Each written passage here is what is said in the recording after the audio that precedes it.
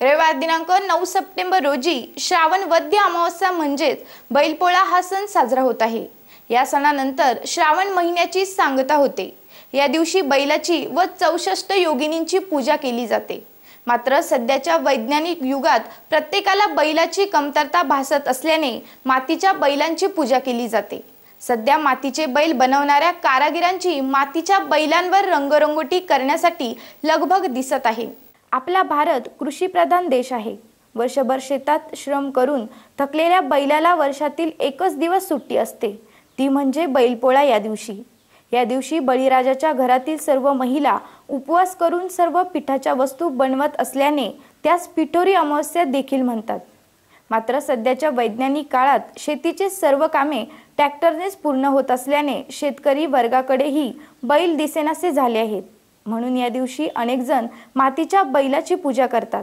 त्यामुळे शहरातील गंगावेस भागात असणाऱ्या कुंभार समाज बांधवांची मातीचे बैल बनवण्याची लगबग सध्या जोरात दिसत आहे।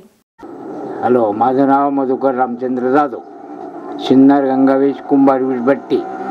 आम्ही कुंभार समाज असल्यामुळे आमचा पारंपरिक व्यवसाय आहे। हे आम्ही जर बैल, पंची, बोळके, तुमचे माठ, राजन, चुली हे सर्व आम्ही हा आमचा व्यवसाय आहे। आणि दरवर्षी बैल, गणपती वगैरे सर्व आम्ही करीत राहतो। भुसान त्याचे बैल, काही मडकी, गाडगी, बोळके, पंत्या, चुली हा व्यवसाय आमचा कायमस्वरूपी आहे। यासाठी लागणारी माती त्यानंतर राख आम्ही कारखान्यातून आणतो, माती शेतीतून आणतो आणि भुसा मिलमधून आणतो। त्याच्यात आता लीज अवेलेबल म्हणजे लीज मिळत नाही ना, लीजीचं प्रमाण कमी झालं, मग लीजीच्या ऐवजी भुसा वापरतो। त्याला पण पैसे त्याला पैसे द्यावा लागत। मातीची ट्रॅक्टरची पैसे वाढले, 750 रुपयाला मातीचा ट्रॅक्टर पडतो, तो माती आणावं लागते। मग ती माती मळून बिळून तिची लगदा तयार करून मग हे पुढचं प्रोसिजर राहतं। आपले सर्व कुटुंब या व्यवसायात एकमेकांना मदत करत असून स्त्रिया देखील तयार झालेल्या मातीच्या बैलांना आकर्षक अशा पद्धतीची रंगरंगोटी करताना दिसत आहेत। तयार झालेल्या मातीच्या बैलांच्या विक्रीतून येथील बऱ्याच कुटुंबाचा उदरनिर्वाह होत असतो।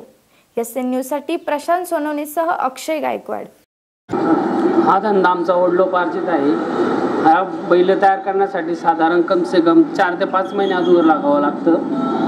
आणि शहरी भाग असल्यामुळे शहरी भागामध्ये माती मिळणं, माती काम करणं जड जात असल्यामुळं आता कालांतराने युग बदलत चाललं आहे। त्याच्यामुळे या वर्षीपासून आम्ही POPचे बैल पण चालू केले, कारण का शहरी भागात माती मिळणं मुश्किल आहे आणि कस्टमरची मागणी वाढल्यामुळे आम्ही या वर्षीपासून POPचे बैल सुद्धा चालू केले आहेत। आणि तसेच आम्ही किरकोळ स्वरूपात पण देतो आणि होलसेलमध्ये पण देतो। आणि हा धंदा आमचा परंपरागत धंदा आहे आणि हा करताना आम्हाला कम से कम मातीचे बैल करायचे म्हणलं तर त्याच्यासाठी आम्हाला कम से कम माती आणणं, माती मळणं, त्याच्यामध्ये लई टाइमपास जायचा। आणि आता शहरी भाग वाढला आणि गिराईकही वाढलं, त्यामुळे आम्हाला त्याच्यामध्ये प्लॅस्टरचे बैल करणे हाच पर्याय। आणि शहरी भागात जागोजागी इमारती झाल्यामुळे, बंगले झाल्यामुळे माती मिळणं सुद्धा मुश्किल झालं।